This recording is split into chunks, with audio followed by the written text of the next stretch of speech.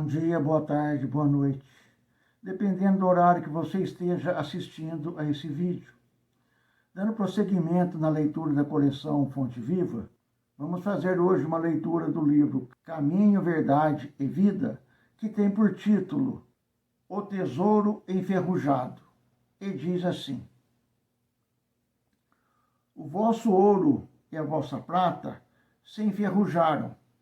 Tiago, capítulo 5, versículo 3. Os sentimentos do homem, nas suas próprias ideias apaixonadas, se dirigidos para o bem, produziriam sempre, em consequência, os mais substanciosos frutos para a obra de Deus.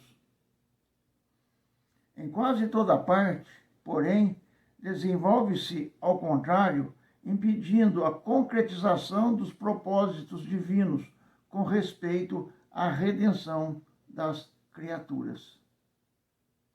De modo geral, vemos o amor interpretado tão somente à conta de emoção transitória dos sentidos materiais. A beneficência produzindo perturbação entre dezenas de pessoas para atender 3 ou 4 doentes. A fé organizando guerras sectárias, o zelo sagrado da existência criando o egoísmo fulminante. Aqui, o perdão fala de dificuldades para expressar-se. Ali, a humanidade pede a admiração dos outros. Todos os sentimentos que nos foram conferidos por Deus são sagrados.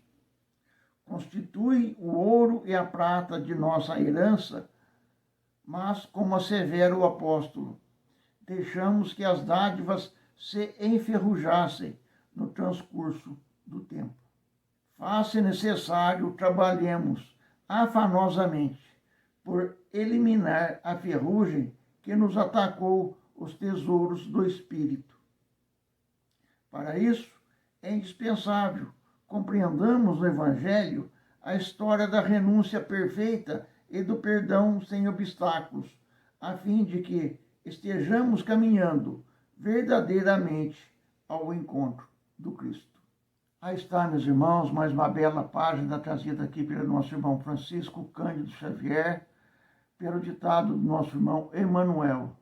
Dessa vez, eles fazem uma reflexão acerca das palavras de Tiago, porque, em verdade, os dons que nós recebemos de Deus, por certo, estão bem enferrujados, porque nos apegamos às coisas da matéria, nos apegamos aos valores, ao status, à importância, à riqueza, e isso é tudo transitório.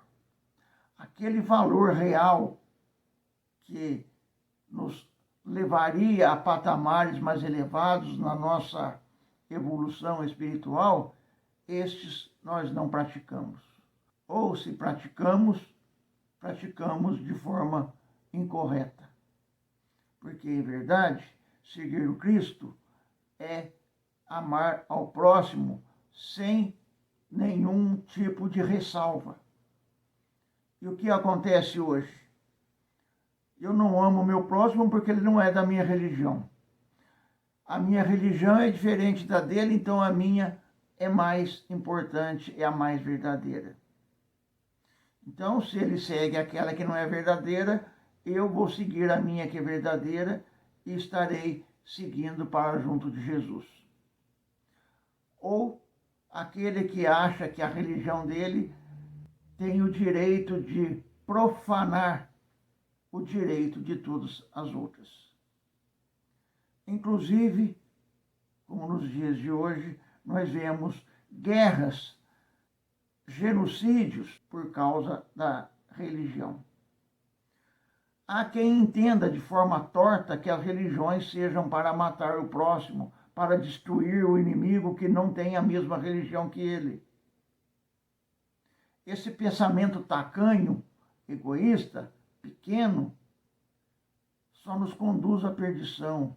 à destruição dos nossos valores morais mais elevados. É bem verdade que Jesus, em suas palavras de sabedoria, disse: é necessário que venha o escândalo, mas ai daquele por causa de quem venha o escândalo. Assim, todo aquele que pratica algum mal, mesmo que seja em nome da religião, mesmo que seja em nome do Cristo, mesmo que seja em nome de Deus, estará condenado ao fogo do inferno, por assim dizer. Porque a religião de Jesus, o ensinamento de Jesus, as verdades que Jesus nos trouxe é o amor, o entendimento, a compreensão, a caridade, a brandura, tolerância, respeito.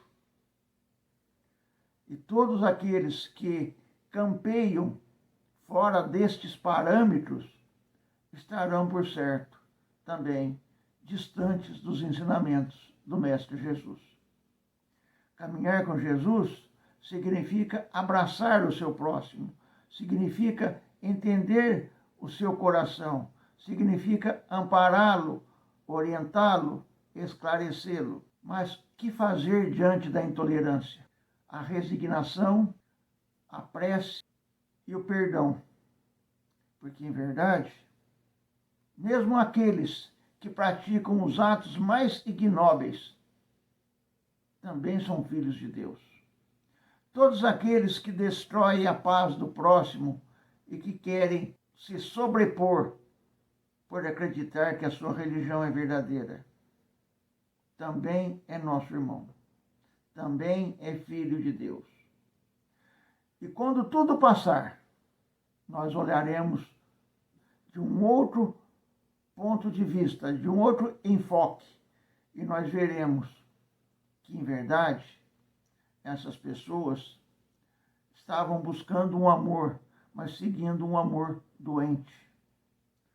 E o amor doente leva-nos a realizar atos destrutivos, leva-nos a cultuar valores errados, leva-nos a apegarmos a condições e situações e a valores transitórios que nos prendem aqui nesse solo.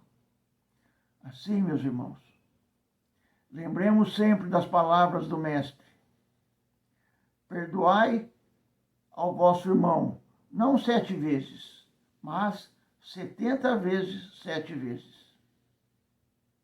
E lembremos também das palavras do nosso irmão Francisco de Assis: perdoai para seres perdoado.